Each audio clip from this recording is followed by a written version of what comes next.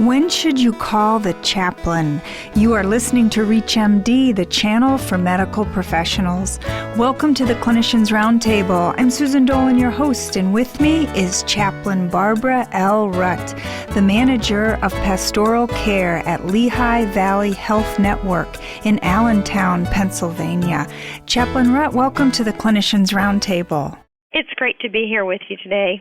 Tell us about the various roles of a hospital chaplain. Oh my, there are so many. Well, let me start with today. I had 3 people just kind of drop into my office who just wanted to talk. One was a family member of a patient who had just been brought in, and she just needed to vent her frustrations with the whole situation.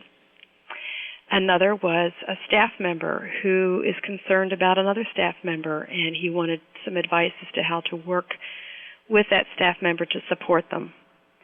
And a third was a living donor who I am also the living donor advocate, and this person had been here once before and came again just to touch base and to make sure that they were doing the right thing.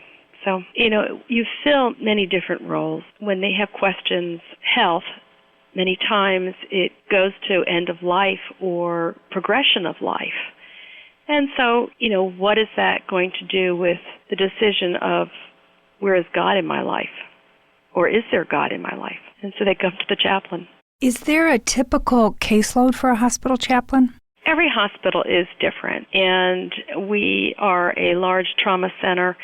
We also have 2 other campuses, and so our chaplains in this hospital, we don't have a major caseload per se that everyone sees a number of patients per day, but we make sure that emergency cases are seen first. We do prioritization, and then from there on it goes down to consults, referrals, and rounds, of course, are already scheduled into our day.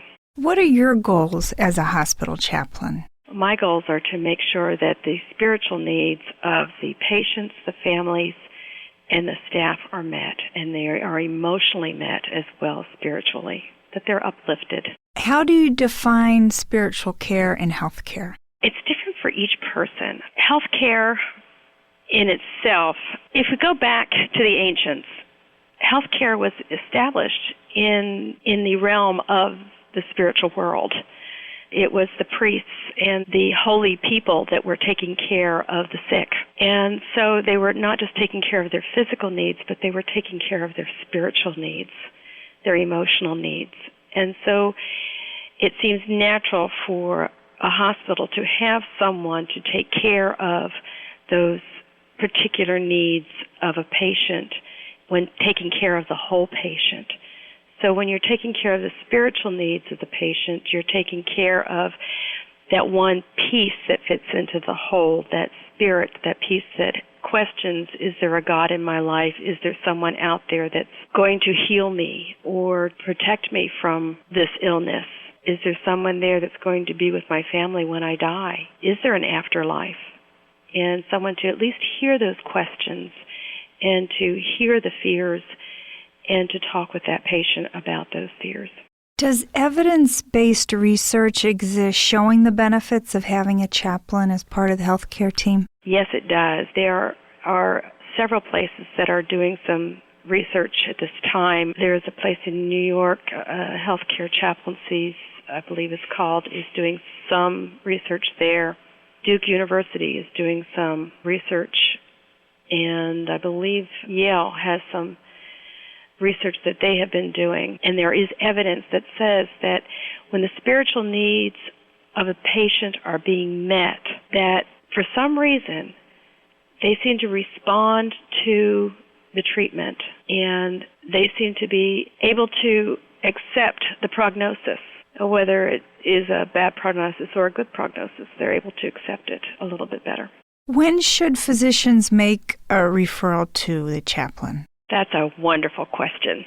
I prefer that a physician make a referral to a chaplain as early as possible. Don't wait till you have already given the patient their prognosis and the bad news, but pull them in right at the beginning. We can make the physician's job much easier in the fact that we can partner with them and be with them as a supportive person for them as well as for the patient and the patient's family. So the sooner we're pulled in to the mix, the better it is for all concerned. What percentage of patients request spiritual counseling versus receiving your services through a referral? I would say most of our consults that we receive are due to patient request, and I would say it's better than half of our consults are patient request. The others are referral by physicians, picked up through our rounding process, or might be a physical therapist, maybe have been working with the patient, or a dietitian may have been sitting down with the patient and the patient has expressed a few needs and the dietitian refers them to us.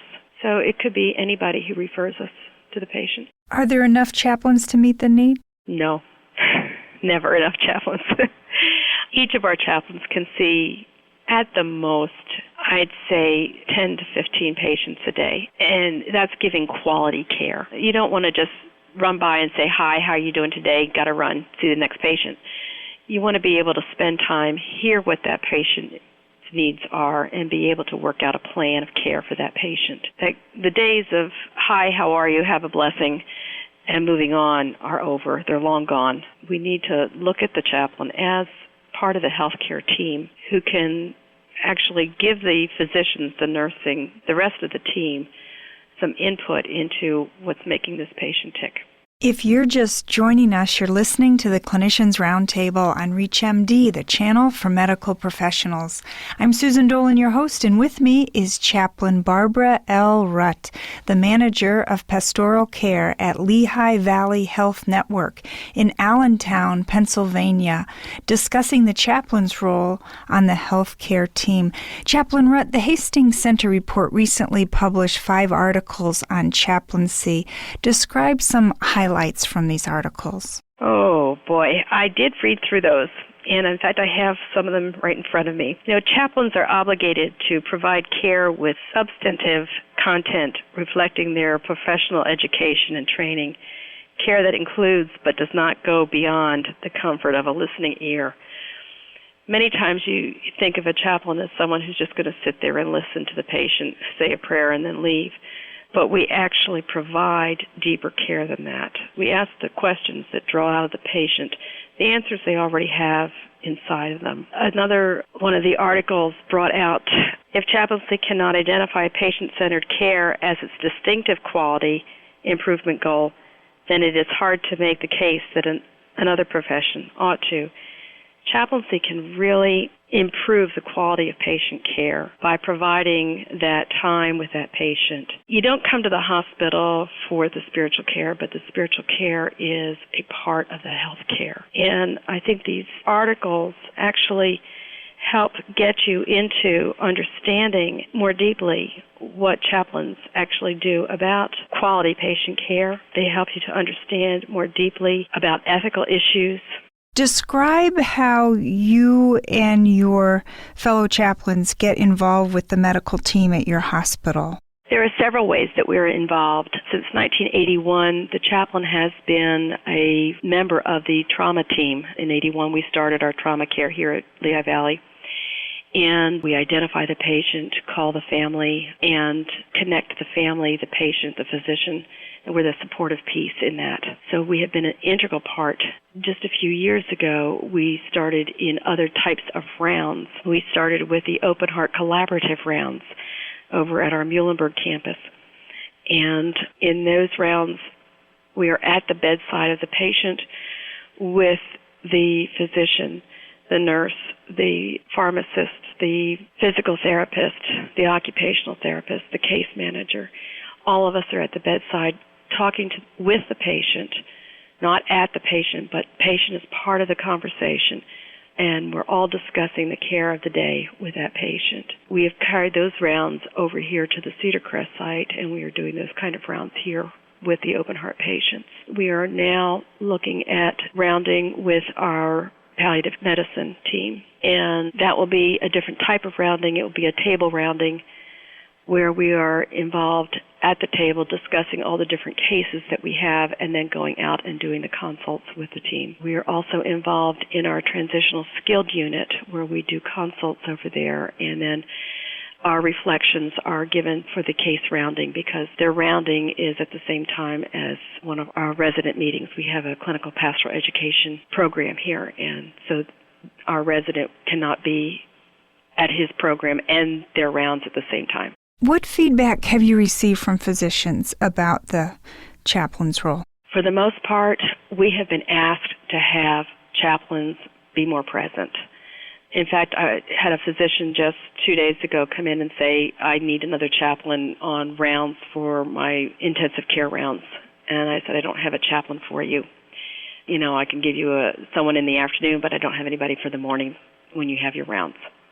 You know, if you want to switch rounds, I can provide it. Another physician wants someone up in the PICU 24/7 just for the pediatric intensive care unit. We have chaplains who do debriefings with staff members after they've had difficult cases. And as they sit around with the staff members and pull the stories out of them and get them talking about the stories and support the staff are able to better understand the whole scope of the case and be able to be strong to go back and take care of the other cases that they have to deal with.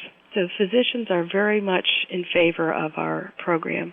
Do you have any specific stories illustrating how a chaplain has helped in a difficult medical situation? A chaplain as a companion and advocate, a chaplain visited with a niece of a patient who the patient had a cerebral hemorrhage, and the patient was not responsive and on a ventilator.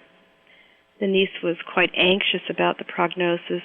She was very weepy and distraught, and she knew he would not return to be the way that she knew him prior to his hemorrhage. When the physician arrived, the chaplain was still there, and the physician reviewed the case with the niece. The chaplain was able to help the niece to understand what the physician was saying to her and debrief her after the physician left, which gave the niece opportunities for her to express her fears and her questions about God's presence during these trying times. Another time, the patient was losing her baby, and she felt that if she was to induce the labor that was already somewhat, it would start and stop and start and stop. But the baby was still living, even though there was no fluid, amniotic fluid. But she was afraid if she induced it, she would be killing her baby. And so the chaplain was able to work her through some of the fears that she had and help her come to a decision as to what she was going to do. In another situation, a chaplain visited with a 32-year-old patient with AIDS, and he had been ostracized from his family for 6 years. And what transpired was that the spiritual pain this person was having was loneliness and a depreciation of themselves. And by the time the chaplain had closed the encounter, the patient said, finally someone has seen my pain and has been able to help me work through it. A physician, after they had discontinued a code blue for an 80-year-old woman, was found crying, and the chaplain offered to buy her a cup of coffee. And so she took her to the cafeteria, and over coffee, the physician said, you know, this woman reminds me of my grandmother, and I didn't realize it until after I called, stopped the code, and everything was over and done with, and it hit me. And it's tied my story to this woman. I have feelings too. Physicians cry too. And this chaplain was able to be with this person, this physician, as they made a connection between where a patient, you know, sometimes we have transference, and this physician happened to have that. Thank you to Chaplain Barbara Rutt for joining us to discuss the chaplain's role on the healthcare team. I'm Susan Dolan. You've been listening to the Clinicians Roundtable on ReachMD, the channel for medical professionals. Please visit our website at reachmd.com, which features our entire library of on-demand podcasts, or call us toll-free with your comments and suggestions at 888-639-6157. That's 888-639-6157. Thank you for listening.